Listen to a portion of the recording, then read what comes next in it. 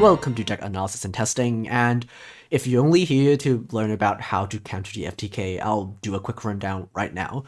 Other than, using a life point boosting skill, pretty much any hand trap under the sun stops the FTK. Veiler or Ghost Mourner or Nibiru on the Chronomal XCs when they summon it can stop it, Droll after the first surge, or DD Crow on the rank 3 when they try to equip it, or Skullmeister on the trap, or even Lancia in draw phase completely stops the deck. So with that out of the way, let's have a bit more discussion on the archetype itself. Tindangle is a deck of flip monsters, and this is where you might already see some issues. So you see, like usual, Konami tries to fix any bad decks in the game by giving them a skill. And in this case, the Isometric Inferno skill gives them super consistent access to a full board of set Tindangle monsters, and a free continuous spell that flips monsters face up or down as a non-once per turn effect, with the usual restriction on the skill that stops you from normal or special summoning non-Tindangle monsters from places other than the extra deck. But, well, it doesn't take too long for anyone using this skill to realize that it doesn't really work on an archetype with flip monsters of all things, because you can always just set any monster face down even if you can't normal summon it, and then just flip it open with the free spell the skill gives you. This enables all kinds of nonsense, ranging from fun stuff like flipping open an Alistair to use its search effect for a Macabre negate, or, a Crystron tuner to synchro summon during your opponent's turn, or you can use them for all sorts of war crimes, like flipping open a guard dog with the Shaddoll trap in your opponent's turn for a special summon lock, or a Sonic Jammer for a lingering anti-spell fragrance, or do the same thing that everyone else who tried playing Tindangles ended up doing, and play Summoner of Illusions and just win on turn 1. Unlike most FTKs that are hyped up over the years, this one is on par with the infamous Tachyon FTK for being actually good. In fact, it's even more consistent than Tachyon FTK, with the slight drawback of being a tiny bit worse going second. But to be honest, any FTK deck with any sort of ability to play going second is very concerning, and even if your FTK gets stopped by a hand trap, chances are you can still probably stall for a turn with your set monsters, or sometimes even make a Wave Hiking Caesar or an IP Masquerena, even though Wave King Caesar is a free to obtain card. I don't have it, so we're not playing it in both versions of the deck, but you should definitely play it if you have a copy. So let's start by looking at the skill. So Isometric Inferno has two active effects. One allows you to, during your main phase, you can send any card from your hand to the graveyard, and then send up to 2 Tindangle cards or Nagel's Protection, which we're not playing, from your deck to the graveyard. And plus the one card that you send from your beginning of your turn, and the free Stairs of Mail that you get from your skill, you'll be able to set up a full graveyard with 4 Tindangle cards, including a copy of the Trap, and a Drelv, a Intruder, and a Protector in your graveyard, plus the Stairs of Mail, and that will be the basis of not only the FTK, but pretty much anything the deck is able to do. And then you're locked into Tindangles, at least for normal or special summons. And then the second effect is if your opponent controls a monster, you can use the skill to make all face-down Tindangle monsters that you currently have be able to change their battle positions this turn. It doesn't let you flip up anything, like after you use the skill and then you summon another face-down Tindangle, you can't flip those face up. It only affects those that are already on your field when you use the skill. So you want to use it a bit more strategically. You kind of don't want to use it immediately after you summon 3 face downs with the Delaunay. You kind of want to use the Stairs of Mail to flip open your first wave of face down monsters, and then if you continue to extend, maybe with like a Drelf from your hand or a set Intruder from your graveyard, and the effect of like D-holes, you can use your skill to be able to flip those face up during the turn that you set them. But anyway, let's have a look at the monsters. We have one copy of Tindangle Hound. This is the card that you are mainly going to use when you go second. When it's flipped, you can target one other face-up monster on the field. This card gains attack equal to that monster's original attack, and then flip that monster face down. It lets you play through interruption, and also it just gets really big. And each monster your opponent controls loses a fastened attack for each monster linked to it. And if this card is destroyed by battle or card effect, you can flip up a face down monster on the field. We have one copy of D-Holes. This card is a discard fodder for your Stairs of Mail as part of your FTK combo. And when it's sent to the graveyard, you can revive a Tindangle and summon it in a face down defense position. And you can play more copies if you can, but one copy is enough for the purposes of this deck. I will go over the other Tindangles first before we go into the non-Tindangle monster that we are playing. One copy of Tindangle Base Gardener. This card is just basically a free summon, which is pretty good for link plays if we were going second. In the expensive version, it's a critical for link climbing into nightmares and also the link force like Unchained Abomination.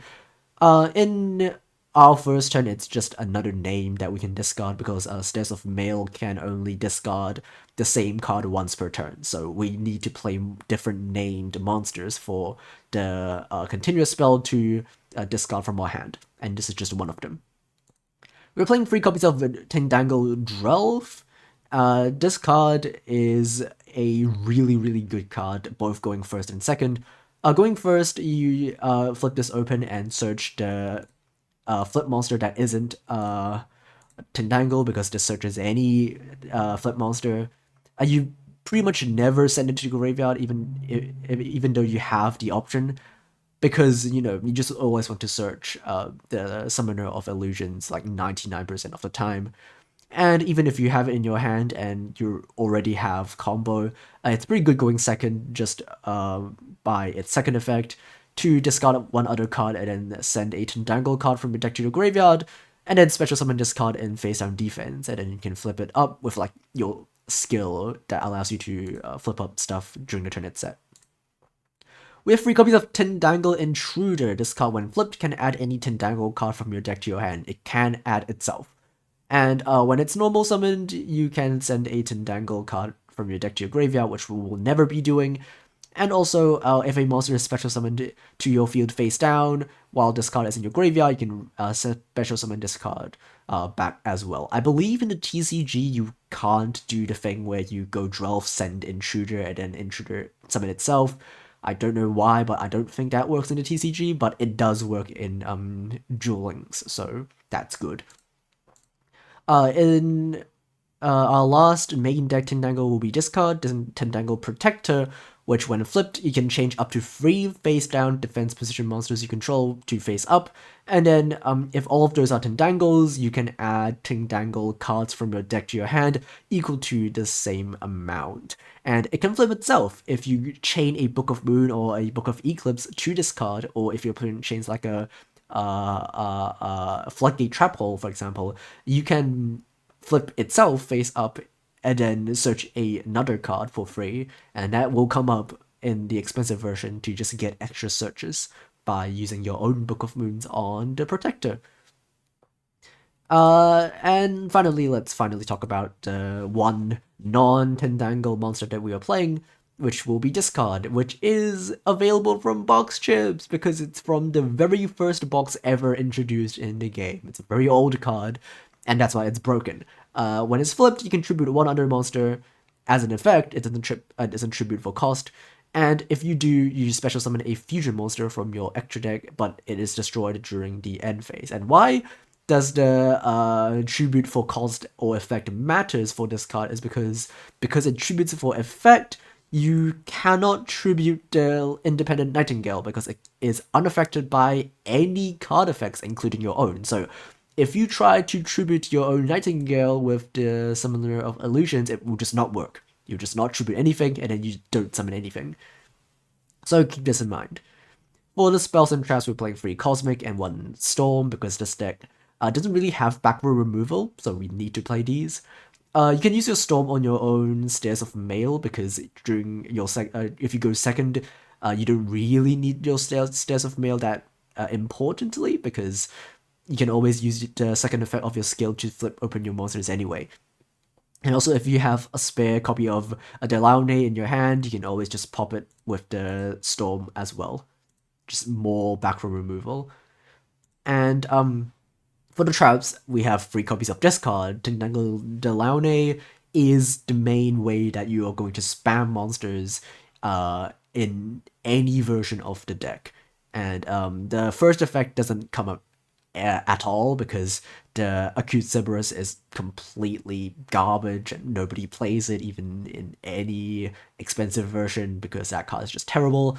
So you only be using this card for the Graveyard effect, which is really insane. If you control no monsters in the extra monster zone, you can banish this card from your graveyard and then revive 3 different named Tindangle monsters in face down defense position. And you can use this effect during your opponent's turn as well because it is a trap card. So even if you can't FTK, you can always have a spare copy of Delaunay by sending it with like the flip effect of D-holes, and then just if your opponent tries to beat over your monsters, you can just use the effect of the trap and just wall up by having 3 set monsters on your field to block attacks.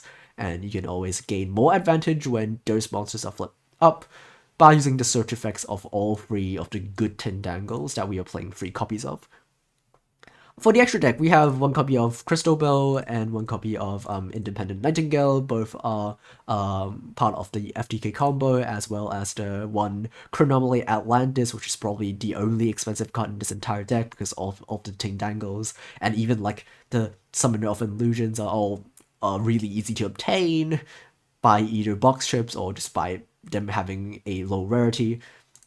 Nightmare Shark is also a part of the combo. You can play any rank 3 number monster. You can play like Leviathan Dragon, for example. That will also work as long as it is a rank 3 number monster that you can make using 2 level 3 monsters. We have 1 copy of the String Jin. This is just a card you can make going second. It gets to 3k, which is pretty big, and you can beat over stuff with it, I guess. We don't have a lot of options for free-to-play rank 3s, so you gotta do what you've gotta do. We have 1 copy of 2 copies of Landfo, actually. Usually you play 1 copy, but in this case, because we can make multiples, we can just make 2 and then make the Draco Masters to pop 2 instead of only popping 1. And also Landfo, you just need 1 copy for the FTK anyway. And speaking of Draco Masters, we're playing 1 copy, and this is the main way in the free-to-play version that you're going to clear out your opponent's monsters when you go second. And finally, 1 copy of Gaia Drake, the Universal Force, is just a generic fusion monster that you can make when you go second, and also even during the end phase when Summoner of Illusions will destroy it, it won't be destroyed because it says it cannot be destroyed by the effects of effect monsters, including your own, so it's just big. It's just a big guy that you can make. So let's have a look at the expensive version. Even though the FTK is pretty much exactly the same in both the free-to-play and the expensive version, because pretty much all important pieces of the FTK are all free to obtain, except for like the 1 Atlantis that you can very easily obtain from a mini box. The expensive version is a lot better going second because of not only the Book of Moons and the Eclipses that you can play, but also the Nightmare stuff that is really, really good at clearing up boards going second, because this deck spams out link material like nobody's business. Nightmare Phoenix can not only be used to pop back row, but also just as part of your FTK combo. We have a Nightmare Unicorn, Nightmare Cerberus, just more nightmares to clear up the board when you go second.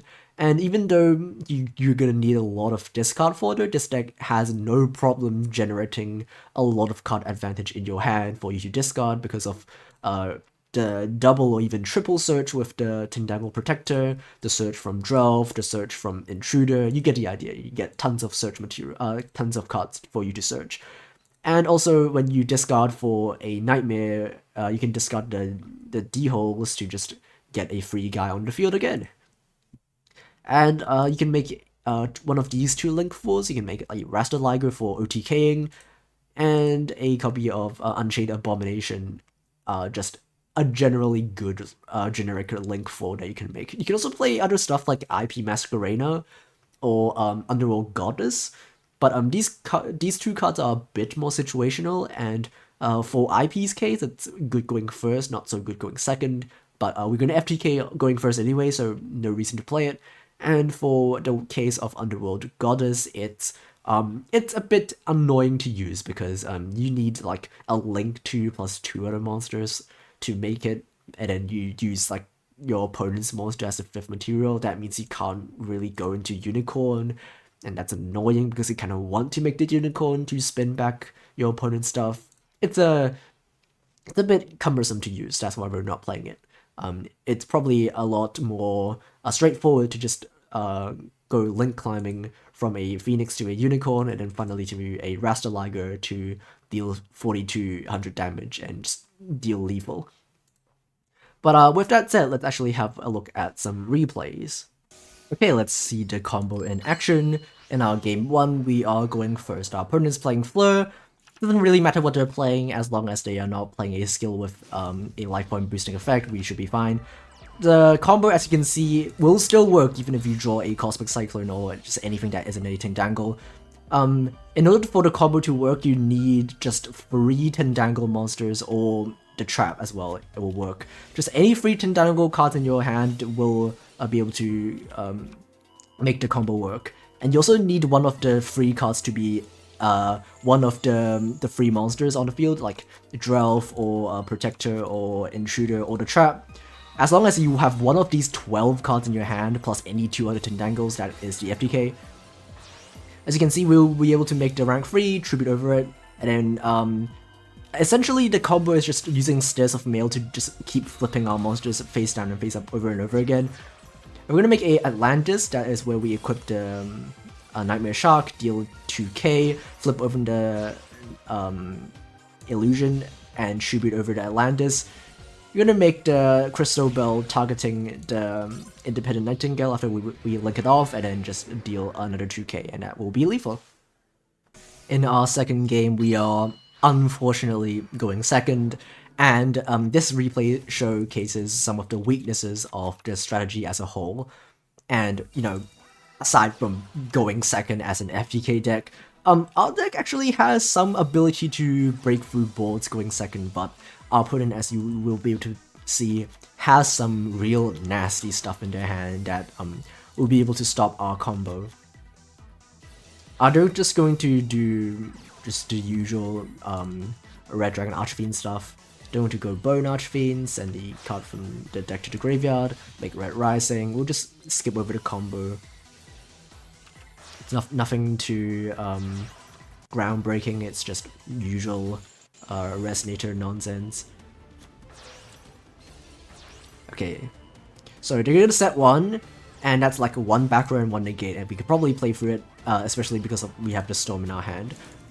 We're gonna go and use the skill to just send stuff to the graveyard. We're gonna try to revive 3 monsters, including a Hound, which forces out the negate, but unfortunately our opponent has a DD Crow, which is annoying. It's very annoying.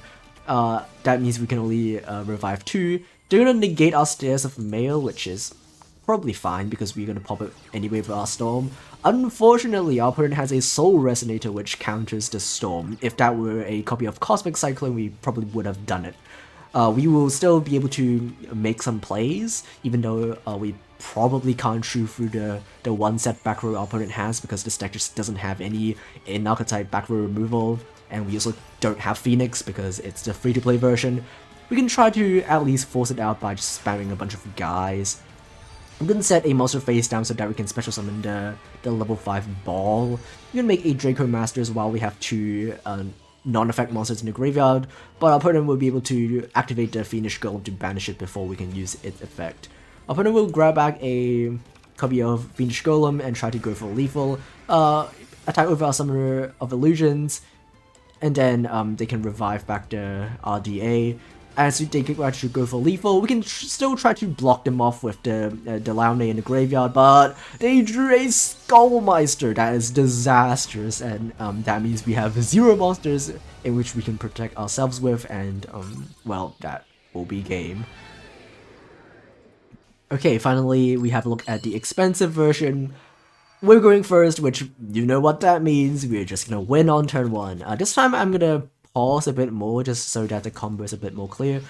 We're gonna, on turn 1, at the beginning of your turn, go and send a Drove, which is one of the cards that we're missing. So what we want in our graveyard is the cards that we're playing multiple copies of. So 1 Drove, 1 Intruder, 1 Protector, and 1 of the Trap. So we want these 4 cards in our graveyard specifically.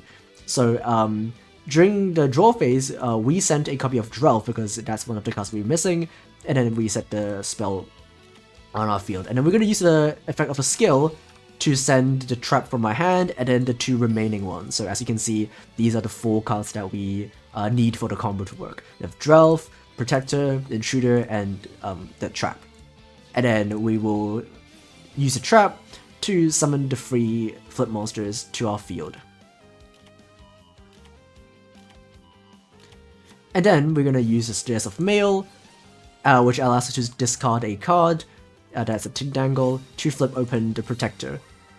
And as you can see, a Protector will trigger, and then we can actually trigger a copy of Book of Moon to flip back the Protector face down. That is not mandatory. We don't need the Book of Moon for the combo to work, as you saw in the first replay.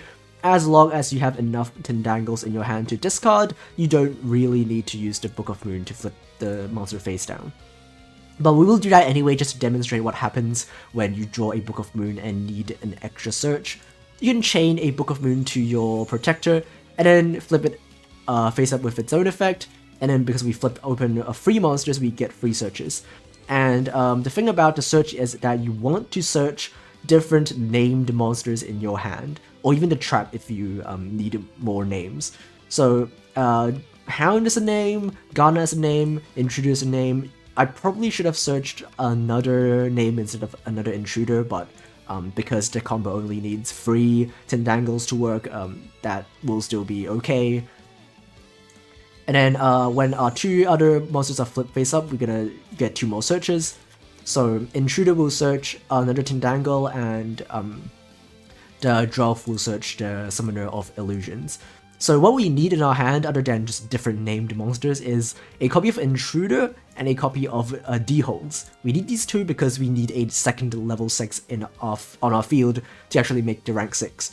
So aside from just random different named Tindangles, we also need these 2 specific cards in our hand that you can get over the course of either Protector or the Intruder.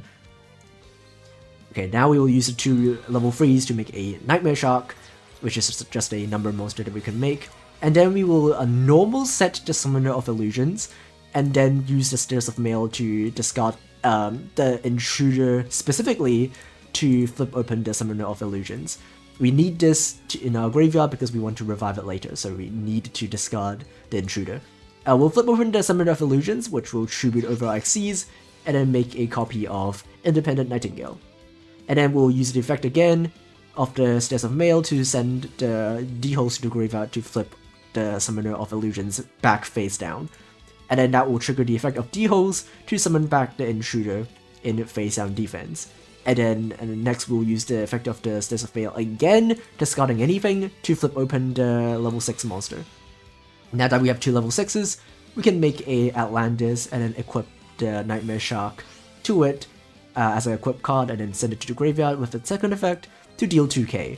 And then next we'll flip open the Summoner of Illusions by discarding one once again, and then this will be the final time you will be using the continuous spell to flip open a monster. Because now we can use the effect of Summoner of Illusions. You must tribute the Xyz. You cannot tribute the Independent Nightingale. You cannot tribute it even if you tried, because it tributes for effect, and this card is unaffected by any effects. So you must tribute the Xyz, and then you make the Crystal Bell, and then you just link the Independent Nightingale off. You can use a Linkaribo, you can use a the whatever the link one is, the gravity controller. Yeah, that card. You can use gravity controller. You can use any link to that can use the Independent Nightingale as material plus the Summoner of Illusions. For example, a Nightmare Phoenix will work. And then finally, we'll just use the Crystal Bell, copy the effect of the Independent Nightingale, and then use this effect to deal 2k, and that will be exact lethal. So yeah, I hope this would be clear enough for anyone wanting to play the FTK to actually know like the step-by-step combo. Yeah, it's a very good FTK, definitely one of the best FTKs we ever got. And I don't expect this to live very long, even like an emergency ban list might be coming. But yeah, if you're sick of playing against this FTK, which will probably plague the ladder in the upcoming weeks, you'll probably want to play a skill that boosts life points at like the most secure way to not lose. Or you can just play some hand traps, just any hand trap, as I talked about in the intro. Any hand trap, even like free-to-play hand traps like Skullmeister will stop this deck entirely. So that's it for the video. Thanks for watching. Bye bye.